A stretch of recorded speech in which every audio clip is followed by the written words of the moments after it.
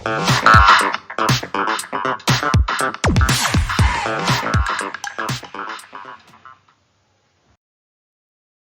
Everyone, welcome back to my channel Medico में। आज का जो हमारा वीडियो है वो आपको स्क्रीन पर दिख ही रहा है कि इस टॉपिक से हम आज इस वीडियो में पढ़ने वाले हैं पेन क्या होता है। पेन एक ऐसा टॉपिक है जो सभी जो मेडिकल फील्ड से रिलेटेड जो भी एग्ज़ाम होते हैं उन सब के लिए ये टॉपिक इम्पोर्टेंट है। तो आज के इस वीडियो में मैं आपको पेन के बारे में बताऊंगी कि पेन क्या होता है और पेन का असेसमेंट कैसे किया जाता है, किस को देख करके या कौन सी ऐसी चीज़ है जिसको आइडेंटिफाई करके हम ये पता लगा सकते हैं कि ये किस टाइप का पेन है और किस डिजीज से ये रिलेटेड हो सकता है। तो ये वीडियो आपके लिए बहुत ही इम्पोर्टेंट होने वाला है, तो आप वीडियो को लास्ट तक ज़रूर देखें। और अगर आपकी कोई क्वेरीज हैं या कोई आपका क्वेश्चंस हैं तो आप कमेंट बॉक्स में जाकर के कमेंट कर सकते हैं। I will try to solve your queries. तो चलिए स्टार्ट करते हैं हम आज का हमारा वीडियो। सबसे पहले हम देख लेते हैं कि पेन का जो इंट्रोडक्शन है वो क्या है, पेन हम किसको बोलेंगे, क्या इसकी डेफिनेशन है। क्योंकि एग्जाम में कई बार आपको शॉर्ट नोट्स में आ जाता है कि write the short note on pain, तो आप पेन को इस तरह से क्या कर सकते हो, डिस्क्राइब कर सकते हो। तो सबसे पहले देख लेते हैं हम इसका इंट्रोडक्शन क्या है। तो इसका इंट्रोडक्शन में क्या है, pain is a warning created by nature for the living beings to look into the reason responsible for it. ठीक है, तो पेन क्या है, एक वार्निंग साइन होता है। पेन क्या है, कोई एक डिजीज नहीं है बल्कि क्या है, एक सिम्टम है, साइन है, वार्निंग साइन है। किसका, कि बॉडी में किसी तरह का कोई अनडिस्टर्बेंस अगर हो जाता है तो उसको क्या करता है, वो शो करता है पेन। ठीक है, तो यही इसमें कहा गया है कि pain is warning created by nature of the living beings. कोई भी लिविंग बींग्स है उसके अंदर ये क्या होता है, नेचुरली क्या होता है, क्रिएटेड होता है। और किसके लिए रेस्पॉन्सिबल है, किसके लिए रीजन हो सकता है, इट इज रीजन फॉर, किसके लिए, किसी भी डिजीज के लिए। उसके अंदर कोई तरह की कोई डिजीज तो नहीं हो रही है, उसको क्या करता है ये लोग को मतलब दिखाता है पेन एक तरीके से। Hence you should never ignore it as this is the commonest symptom which bring a patient to you। मतलब इसको क्या नहीं कर सकते, आप इग्नोर नहीं कर सकते हैं। कोई भी पेशेंट अगर आपके पास आता है, एज ए डॉक्टर अगर आप हो तो अगर आपके पास कोई पेशेंट आता है तो क्या लेके आता है, सबसे पहला जो उसका कॉमनेस्ट जो रीजन होता है या कॉमनेस्ट सिम्टम होता है वो क्या होता है, पेन होता है। कोई पेशेंट है वो डॉक्टर के पास जाता है तो उसकी सबसे बड़ी जो प्रॉब्लम होती है, सबसे बड़ा जो सिम्टम होता है वो डॉक्टर को यही बताता है कि मेरे यहाँ पर इस रीजन में क्या हो रहा है, पेन हो रहा है। तो आप क्या कर सकते हो, इस तरह से इसको डिस्क्राइब कर सकते हो कि पेन क्या होता है। पेन एक नेचुरल वार्निंग साइन होता है जो किसी पर्सन में क्रिएट होता है और किसके लिए रेस्पॉन्सिबल होता है, किसी भी डिजीज के लिए क्या होता है, रेस्पॉन्सिबल होता है। नेक्स्ट जो इसका फीचर है वो क्या है, history is important. Acute pain, pain कैसा हो सकता है, अक्यूट भी हो सकता है और क्रॉनिक भी हो सकता है। अक्यूट पेन में क्या होता है, pain on recent onset is the most disturbing symptom and need urgent attention. अगर अक्यूट पेन हो रहा है तो उसमें क्या होता है, एकदम से उसको क्या देने की आवश्यकता होती है, अर्जेंट अटेंशन देने की आवश्यकता होती है और उसको ट्रीटमेंट की आवश्यकता होती है। Now, this is also the most rewarding problem to be solved by any practitioner when patients not only acquire smile on his face but also gets you a lot of appreciations। तो इसका मतलब यही है कि कोई भी patient अगर doctor के पास जाता है तो सबसे जो मेन उसकी प्रॉब्लम होती है वो क्या होती है, पेन को लेकर जाता है। अगर उस पेन को डॉक्टर क्या कर देता है, ठीक कर देता है, उसको रिकॉग्नाइज कर लेता है तो एक तरीके से वो क्या कर सकता है, डॉक्टर पेशेंट के जो फेस है उस पर एक तरीके से स्माइल दे सकता है और उसको स्माइल देने के साथ साथ ही वो डॉक्टर क्या है, बहुत सारी एप्रिशिएशंस एक्वायर्ड कर सकता है। तो ये एक जनरल इंट्रोडक्शन बताया मैंने यहाँ पर पेन से रिलेटेड ना। अब हम क्या करेंगे, असेसमेंट करेंगे कि पेन को किस तरह से एक डॉक्टर असेस कर सकता है उसको साइड को देख करके। तो असेसमेंट जो पेन है उसमें क्या करते हैं, pain is a subjective feeling. Pain क्या होता है, एक फीलिंग होती है सब्जेक्टिव की। And assess the pain with respect onset, aggravating, relieving factor, quality, its radiation severity and whether the patient has taken any early treatment. And pain can be assessed by as जो एक्रोनॉमी होता है OPQRST UV, ये एक्रोनॉमी है।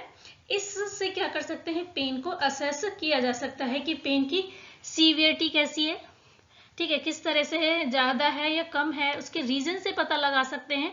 इसके अलावा उसका जो radiations है उससे पता लगाया जा सकता है, और कई जो है इसकी क्वालिटी के अंदर इसके क्या करते हैं, पेन को असेस किया जा सकता है, किस तरह का पेन है उसमें पर्सन में।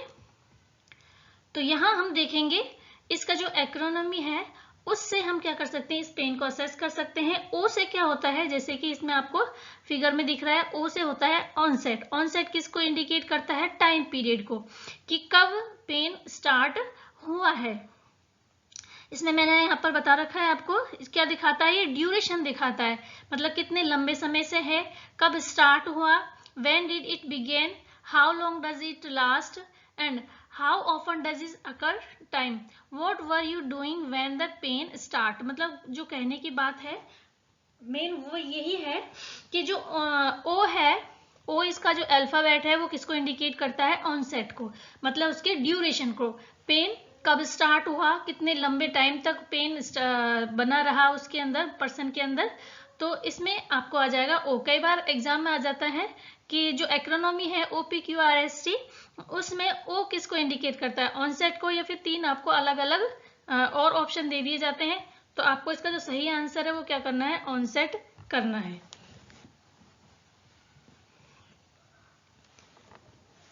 नेक्स्ट जो है वो है पी। पी से क्या मतलब होता है, प्रोवोकिंग और पैलेटिंग फैक्टर। इससे क्या मतलब होता है, what bring it on, what make it better and what make it worse. मतलब ये किस तरह से लेकर आया, पेन किस तरह से है, मतलब कौन सी ऐसी चीज है जो इसको क्या बना सकती है, बेटर बना सकती है, और किसकी वजह से क्या हो सकता है, ये इसकी खराब कंडीशन हो सकती है। तो पी से मतलब होता है प्रोवोकिंग या पैलिएटिंग। नेक्स्ट है इसकी क्वालिटी। क्वालिटी है what does it feel like, can you describe it, throbbing, stabbing और डल। मतलब ये क्वालिटी इसकी कैसी है, जो पेन है उसका किस तरह से है, डल टाइप का है, बहुत ही ज्यादा किस तरह से आपको क्या हो रहा है, ये फील कर रहा है पेन का, किस तरह से आप इसको डिस्क्राइब कर सकते हो। क्या इसको डिस्क्राइब कर सकते हो कि पेन को, कि मेरे इस तरह से पेन हो रहा है, डल लाइक है, मतलब बहुत धीरे धीरे हो रहा है, या फिर बहुत ही क्या हो रहा है, इसकी जो स्पीड है बहुत एकदम से अक्यूट है, क्रोनिक मतलब अक्यूट टाइप में बहुत तेजी से हो रहा है। तो इसकी जो क्यू है वो क्या दर्शाता है, इसको क्वालिटी को इंडिकेट करता है। नेक्स्ट है इसका रीजन। रीजन में है, रीजन का मतलब होता है किस जगह पर है हो रहा है ये। Does your pain radiate, where does it spread, कहाँ हो रहा है, pain to where it hurts the most, and where does your pain go from there. तो रेडिएशंस का आ से मतलब क्या होता है, रेडिएशंस और रीजन को इंडिकेट करता है। एज फॉर सीवियरिटी, सीवियरिटी का मतलब होता है किस इंटेंसिटी को बताता है, उसके पेन स्केल, एक पेन स्केल होती है, उसके अंतर्गत क्या करते हैं, इसको मेजर किया जाता है। ये होता है 1 से लेकर के 10 तक। इसको हम नेक्स्ट जो हमारी स्लाइड है उसमें अच्छी तरह से एक्सप्लेन किया गया है, उस स्केल को मैंने आपको शो कर रखा है, आप उसमें देखना किस तरह से उस स्केल के माध्यम से हम क्या कर सकते हैं, इसको सीवियरिटी को चेक किया जाता है पेन की। ना नेक्स्ट है इसका टी फॉर टाइम और टी फॉर ट्रीटमेंट। ना what is the symptom first begin, मतलब किस तरह का इसमें कब इसका सिम्टम आया, and what medications are currently taking for this, मतलब इसके लिए कौन सी मेडिसिन इसमें दी जानी चाहिए। नेक्स्ट है understanding. You for what do you believe is causing, how is the affecting you else you and your family, मतलब ये क्या करता है, इसको समझता है कि इस तरह से आप और आपकी फैमिली किस तरह से अफेक्टेड हो सकते हैं। तो ये क्या है, इसका एक्रोनॉमी है, तो आप इनको एक बार अच्छी तरह से देख लेना क्या है इसमें। OPQRST का मतलब क्या होता है, कई बार जो कॉम्पिटिटिव एग्जाम होते हैं उसमें एक वर्ड का आपको मीन पूछ लिया जाता है। तो O से क्या होता है, P से QRST UV, ये इनके क्या क्या मतलब होते हैं, तो ये एक बार आप देख लेना। यही मैंने यहाँ पर डिस्क्राइब कर रखा है आपको अलग से, ताकि आपको इसमें अच्छी तरह से समझ में आ जाए। ये वाला सीवियरिटी वाला यहाँ पर जो स्केल है वो यहाँ पर मैंने शो कर रखा है, ठीक है। ये 0 से लेकर के 10 तक की इसमें क्या होती है, स्केल होती है। तो 0 नंबर पे है तो ये स्माइलिंग फेस हो रहा है, इसमें नो पेन है। इसके अलावा जो 2 नंबर पर अगर स्केल आ जाती है 1 से लेकर के 3 तक का जो ये टर्म है वो क्या है, तो इसका माइल्ड पेन को शो करता है।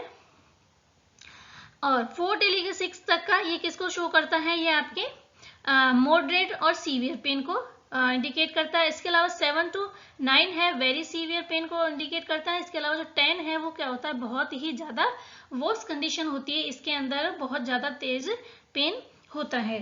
तो ये एक स्केल है जिसके माध्यम से हम क्या कर सकते हैं, इसका मेजर कर सकते हैं पेन का। और वो सारा ही सब कुछ है इसमें, मैंने वही आपको यहाँ पर डिस्क्राइब कर रखा है। टी से क्या होता है, और ये सारे एक्रोनॉमी है जो हम पहले ही अभी पिछली स्लाइड में डिस्कस कर चुके। अगर आपको इसमें अच्छी तरह से और एक्सप्लेन किस तरह से करना है तो आप इनको राइट डाउन कर सकते हैं। नाउ अब हम देखते हैं identify the site of the pain. जो पेन है उसको हम कैसे आइडेंटिफाई करेंगे कि हमारे जो बॉडी का जो पार्ट है, ठीक है, एब्डोमेन का, उसको हम कितने पार्ट्स में डिवाइड करते हैं, 9 रीजन के अंदर डिवाइड करते हैं। तो उसमें कौन कौन से रीजन में अगर पेन हो रहा है तो वो किस किस डिजीज से रिलेटेड हो सकता है, यही मैंने यहाँ पर एक्सप्लेन किया है। तो यहाँ पर आप देख सकते हैं ये क्या है, टोटल 9 रीजन है। तो सबसे पहले है आपका RH, राइट हाइपोकॉन्ड्रिक रीजन है। उसके बाद इस तरह से आपको एक फिगर में दिख रहा है, ये आपके एब्डोमेन के कितने रीजन है, 9 रीजन है, ठीक है।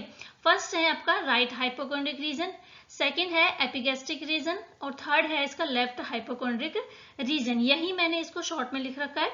और जो है कि आपको फोर्थ में है क्या है, राइट लंबर है, फिफ्थ में अम्बिलिकल रीजन है और लेफ्ट लंबर है, फिर राइट इलाइक, हाइपोगैस्ट्रिक रीजन और लेफ्ट इलाइक। इससे में कौन कौन से जो ऑर्गन्स होते हैं वो यहाँ पर शो हो रखे हैं। जैसे राइट हाइपोकॉन्ड्रिक रीजन है तो इसमें क्या हो सकता है, लीवर है, गाल ब्लैडर और राइट किडनी और स्मॉल इंटेस्टाइन लोकेटेड होते हैं।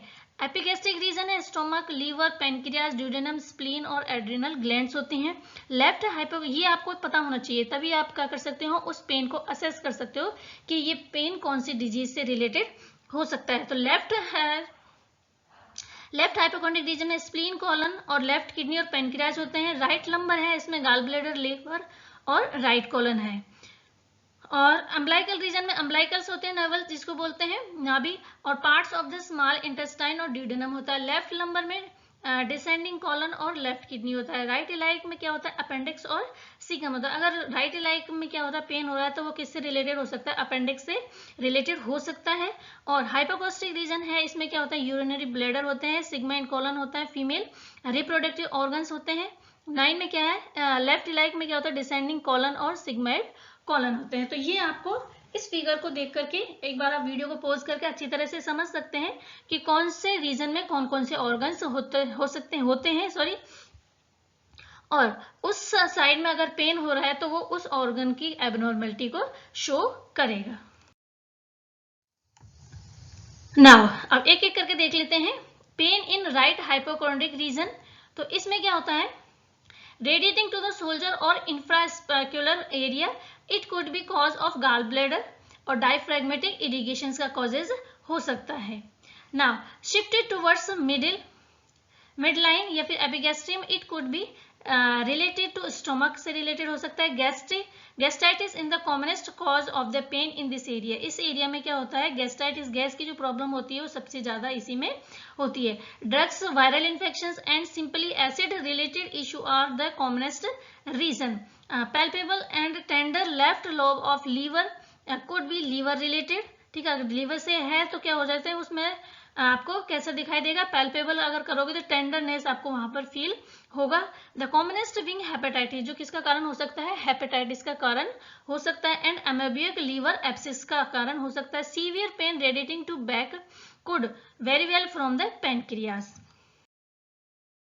नाउ नेक्स्ट है pain in left hypochondriac region. Left hypochondriac region है तो उसमें जो पेन हो रहा है तो किसकी वजह से हो सकता है, इन अक्यूट फेब्राइल इलनेस और trauma could be tender splenic etiologic, मतलब उसमें क्या होता है, लेफ्ट हाइपोगोनाइटिस में स्प्लीन होता है, तो स्प्लीन में किसी तरह का क्या हो सकता है, इलनेस हो सकती है, ये ट्रोमा की वजह से हो सकता है, तो इसमें क्या हो सकता है, स्प्लीनिक कॉजेज होते हैं। More common cause of left हाइपोगोनाइटिस pain is practice are not due to the splenic causes but rather issue related to chest wall, lungs, stomach etc. मतलब स्प्लेनिक कॉजेज भी हो सकते हैं, बट इसके अलावा क्या क्या कारण भी हो सकते हैं इसके, it related to the chest wall की वजह से भी हो सकता है, लंग्स और स्टोमक के जो है प्रेशर उसकी वजह से भी क्या हो सकता है, स्प्लीन में आपको एबनॉर्मलिटीज देखने को मिल सकती है, पर मेन जो इसका कॉजेज होता है वो क्या होता है, स्प्लीनिक एबनॉर्मलिटीज ही होती है लेफ्ट हाइपोकोंड्रिक रीजन की। नेक्स्ट है pain in any side of lumbar, अगर लंबर के किसी भी साइड में अगर पेन हो रहा है तो किसकी वजह से हो सकता है, इफ रिलेटेड टू, ये किसके, रीनल की वजह से, ठीक है, जो रीनल्स हैं, ठीक है, रीनल एंगल्स और growing in related to renal और यूट्रिक जो कॉजेज है, यूरेट्रिक जो कॉजेज हैं इसका कारण हो सकता है। दोनों तरफ क्या होते हैं, अपने किडनी के जो रीनल किडनी होती है वो होती है, तो अगर दोनों साइड, लंबर के दोनों साइड में अगर पेन हो रहा है तो किससे रिलेटेड हो सकता है, यूरेट्रिक कॉजेज हो सकता है या फिर रीनल कॉजेज हो सकता है। The commonest in the day practice is renal stone, क्या हो सकता है उसमें, रीनल स्टोन होने के चांसेस हो सकते हैं अगर आप लंबर साइड में उनके पेन हो रहा है तो। If the pain is atypical or mainly towards the back, the cause may lie with vertebral column, the commonest reason being postural and wear and tear, ठीक है, तो जो लंबर है इसका कहने का मतलब यही है कि लंबर साइड में अगर पेन हो रहा है तो किसी का कॉजेज हो सकता है, रीनल स्टोन का कॉज हो सकता है। Next is a pain in the central abdomen, central abdomen में अगर पेन है तो किसका कारण हो सकता है, it is the causes of points towards small intestine or peritoneal cavity. The most problems are day-to-day infections caused bacteria and tenderness, rigidity, and sick-looking patients may be due to peritonitis. Peritonitis की वजह से हो सकता है, या फिर क्या हो सकता है इसमें स्मॉल इंटेस्टाइन और पेरिटोनियल जो कैविटी है उसमें किसी तरह का इन्फेक्शन हो सकता है, बैक्टीरियल इन्फेक्शन हो सकता है या और तरह का कोई भी क्या हो सकता है इसमें इन्फेक्शन होने के चांसेस हो सकते हैं, इसकी वजह से क्या हो सकता है इसमें पेन हो सकता है। The requiring urgent specialised intervention to refer as time, अगर इस टाइम क्या हो सकता है कि अगर उसको ज्यादा कंडीशन उसकी खराब है तो क्या करना चाहिए, उसको रेफर कर देना चाहिए। नेक्स्ट है pain in lower abdomen either side of iliac fossa, iliac fossa के दोनों साइड में अगर पेन है तो क्या है इसमें अपेंडिक्स का कॉज हो सकता है, ये अपेंडिक्स और सीकम होती है on right side, colon on left and adnexa on either side in women, तो इसमें क्या कारण हो सकता है, जो लेफ्ट राइट साइड है इसमें अपेंडिक्स होने के चांसेस होते हैं। नेक्स्ट जो कारण है वो है सुप्राप्यूबिक पेन, ये होता है could be related to urinary and uterine causes, जो सुप्राप्यूबिक रीजन है उसमें कौन से ऑर्गन होते हैं, रिप्रोडक्टिव ऑर्गन्स लोकेटेड होते हैं, तो इसका जो पेन है वो किससे रिलेटेड हो सकता है, या तो यूरिनरी हो सकता है या फिर यूटराइन कॉजेज हो सकता है ना। अब हम देखते हैं, अगर हमने पेन का असेस कर लिया, पेन का रीजन पता कर लिया कि यहाँ अगर पेन हो रहा है तो किस ऑर्गन्स की एबनॉर्मलिटी को शो करेगा, अब हम करेंगे इसका मैनेजमेंट, किस तरह से पेन का मैनेजमेंट करना चाहिए। तो पेन के मैनेजमेंट के जो है वो किस पर डिपेंड करता है, management of pain depends upon the underlying conditions for the severe episodic या फिर spasmodic pain, antispasmodics can be given, analgesic can be given to tide over the situations depending upon the severity and response to the given drug, जो drugs वगैरह दी जाती हैं pen को relieve कर लेके तो वो किससे रिलेटेड, उसकी सीवियरिटी के ऊपर डिपेंड करती है। तो इस कंडीशन में क्या दे सकते हैं, या तो एंटीस्पाज्मोटिक दे सकते हैं या फिर एनाल्जेसिक दी जा सकती है, बट ये जो ड्रग्स वगैरह है इनको आपको बिना डॉक्टर के प्रेस्क्राइब के नहीं लेनी चाहिए। डॉक्टर अगर इसको प्रेस्क्राइब करता है इस तरह की ड्रग्स को असेस करने के बाद तो ही ये ड्रग्स क्या करनी लेनी चाहिए। ये जो वीडियो है ये केवल एजुकेशनल पर्पज से है, इसमें किसी भी तरह का जो मेडिकल ट्रीटमेंट वो अलाउ नहीं किया गया है। ये केवल आपको एक तरीके से एजुकेशन पर्पज के हिसाब से आपको इसमें स्टडी कराया जा रहा है। तो नेक्स्ट हमने देख लिया। इसके अलावा अब देखते हैं इसका मैनेजमेंट है वो कैसे होता है, कौन कौन सी इसमें मेडिसिन यूज की जाती हैं पेन को रिलीव करने के लिए। तो इसमें आती है हायोसाइनिक या ब्यूटरोब्रोमाइड 10 mg टैबलेट है, 20 mg इंजेक्शंस और 3 to 4 times a day for locally pain, जैसे यूरेट्रिक है, इंटेस्टाइनल बाइलरी है, इस तरह के पेन में इस तरह की मेडिसिन यूज में ली जाती हैं।